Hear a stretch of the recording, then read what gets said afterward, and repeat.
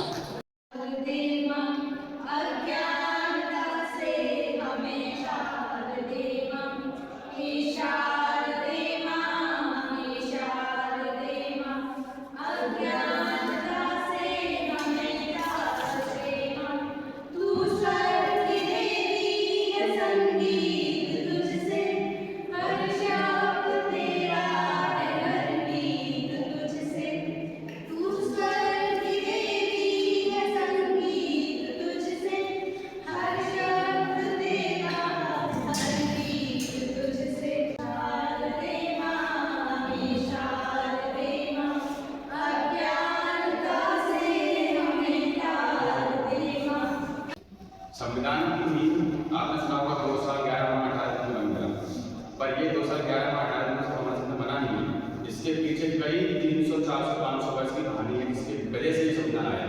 आपको पता है जब हम ब्रिटिश कॉलोनी ब्रिटिश के अगर वो उपनिवेश नहीं होती तो हमें लगता है हमारे पास संविधान होता, आज हमारे साथ राष्ट्र में चल रहा होता जो हमारा चलता आ रहा था। तो एक फैक्टर वो भी है कि हम उपनिवेश हुए, जब हमको हमने इतना प्रताड़ना किया हमारे पूर्वजों को, उसकी वजह से ही हमने एक संविधान बनाने की ये उम्मीद रखी। और ये जब से 1857 क्रांति से पहले जब ब्रिटिश ईस्ट इंडिया कंपनी का हमारे पास कंट्रोल था, तब हमारे देश में जो भी नियम आते थे वो आज ब्रिटिश राज करते थे, यानी कि ब्रिटिश चार्टर ब्रिटिश राज के नाम से आते थे। उसमें जो भी कानून होते थे वो सिर्फ अपने मकसद से बनाते थे कि उनका किस चीज़ में फायदा है, ब्रिटिशर्स का किस चीज़ में फायदा है, उस हिसाब से सारे नियम लेके आते थे। जब 1857 क्रांति हुई तब उनको पता चला कि नहीं, अगर हम ऐसा कंटिन्यू करते रहे तो ये जो छोटी छोटी चिंगारियाँ होने लगी देश में, ये कभी भी बड़ा रूप लेकर हमें आगे ले सकती है। फिर उन्होंने सीधा ईस्ट इंडिया कंपनी का सुना होगा कि उन्होंने कहा कि संपूर्ण भारतीय साहित्य ब्रिटिश की एक अलमारी में रखा जा सकता है, खत्म।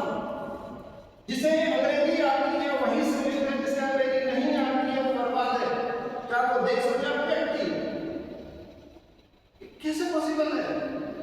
मैंने हमारे इतने ग्रंथ हैं जो उससे पूरी की पूरी जीवन में आचार संहिता चल रही है, ज्ञान संहिता चल रही है, तत्व संहिता चल रही है, लोग शांति और मोक्ष के लिए तैयार हो रहे हैं।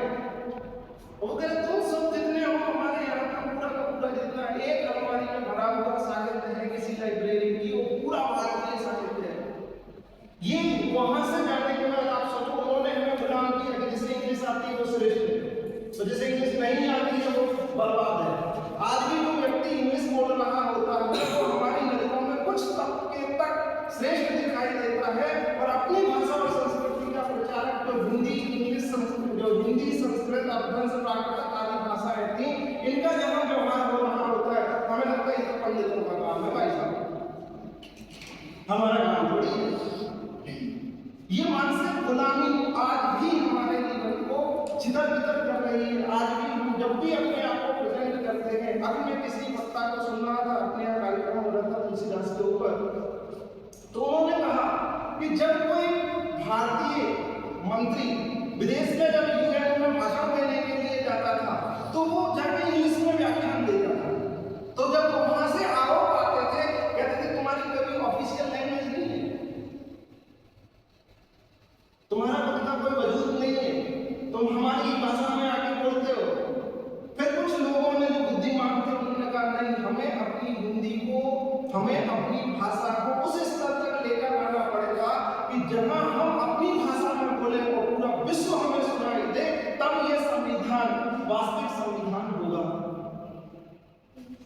संविधान में पूरा का पूरा जो चिट्ठा बनाया गया, जो आप लोग समझते हैं, जो आप लोगों ने सुना कि वास्तव में संविधान था क्या, है क्या, इसका प्रारूप क्या निश्चित किया जाए, तो उसके लिए हमारा संविधान विश्व के सबसे बड़े किसी संविधान में से एक है, जिसमें हर व्यक्ति चाहे वह किसी भी धर्म, भाषा या क्षेत्र से हो, उसके उसके अधिकारों की रक्षा करता है।